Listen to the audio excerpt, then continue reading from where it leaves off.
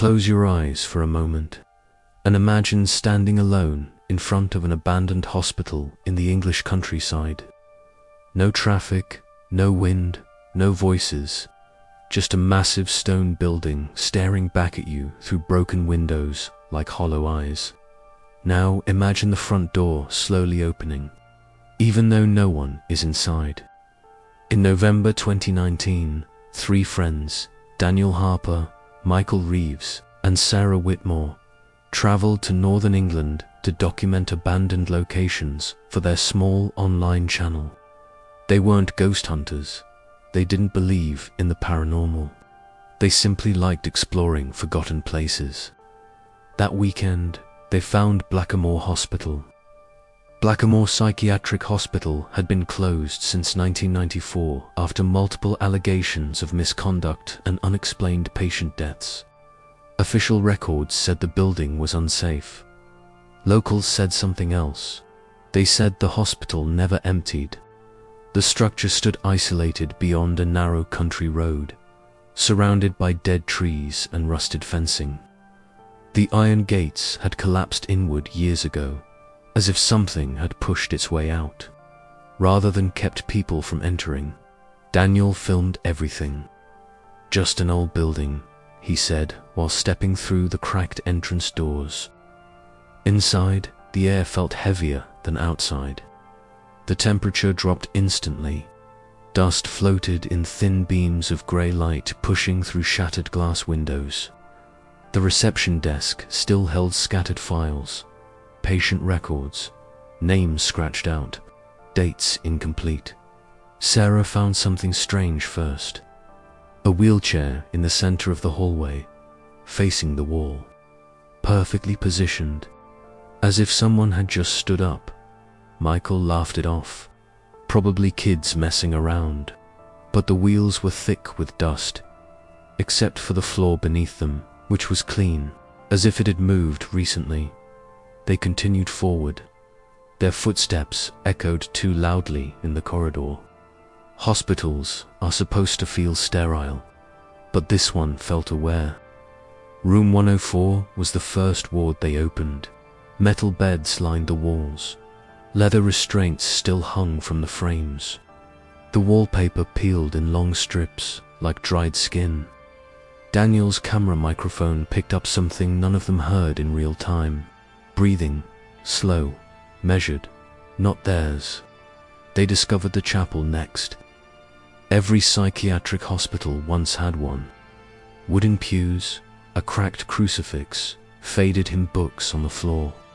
But behind the altar, someone had written something in black paint across the stone wall. "He is still under our care." No signature, no date, just those words. Sarah asked who he was. None of them answered.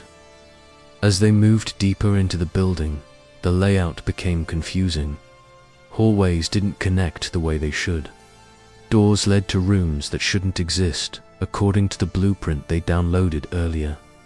Room 312 wasn't on the map, but the door existed, and it was locked. Michael tried the handle. It opened easily.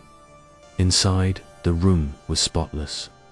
Unlike the rest of the hospital, the bed was made, the sheets clean. A glass of water sat beside it, and the heart monitor machine beside the bed was plugged into the wall. Even though the hospital had no electricity, the screen flickered faintly. One steady line, then a single beep. Daniel whispered, "That's not possible." Behind them, the door closed. Slowly. None of them touched it. They tried to open it again. It wouldn't move. The air inside the room grew colder. Their breath became visible. Then they heard it. Footsteps, outside in the hallway. Dragging, not walking. Dragging.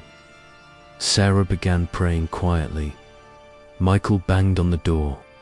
Daniel kept filming. The heart monitor beeped again and again. And then a voice came through the room's intercom speaker. Clear, calm, British accent. "Visiting hours are over." The lights flickered on, from behind him, from the sleeper compartment, a soft voice repeating something in Portuguese. Vou-me, viu, agora eu vou com você. You saw me. Now I go with you. He didn't stop. He didn't turn around.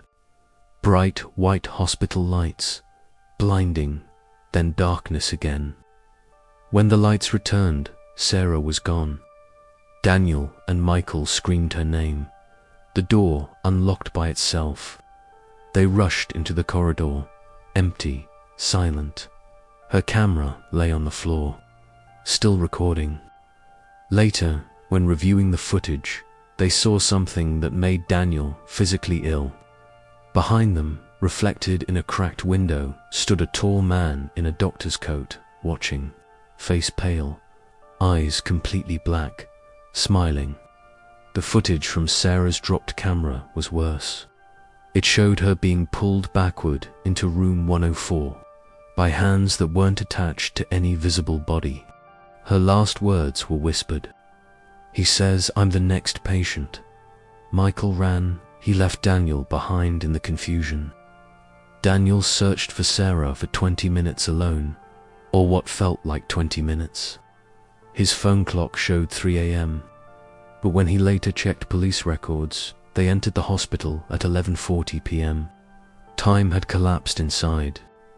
Daniel found himself back at room 312, the clean room, the hospital bed, but this time someone was lying in it, covered in a white sheet, the heart monitor beeping steadily. Daniel stepped closer. The sheet slowly lowered, revealing his own face. Eyes open, unblinking. The intercom crackled again. Every hospital needs patients. The door slammed shut behind him.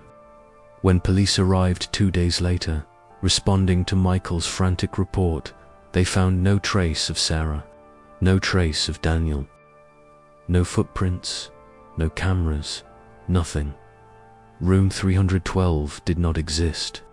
According to the official blueprint, that hallway ended in 1994 after a fire destroyed the wing. But something strange remained. In the admissions logbook at the reception desk, investigators found 2 new entries written in fresh ink. Daniel Harper admitted. Sarah Whitmore admitted. Date: November 17th, 1994. 25 years before they ever entered the building. Blackamoor Hospital was demolished in 2021, completely flattened. Nothing remains, except one rumor among demolition workers. During the final day, they heard a hospital intercom announcement echoing from beneath the rubble. New patients arriving. So if you ever find yourself exploring an abandoned hospital, and you see a room that looks cleaner than the rest, will you step inside? Or will you remember that some hospitals never discharge their patients? And more importantly, if your name is already written in the admissions book, would you even know?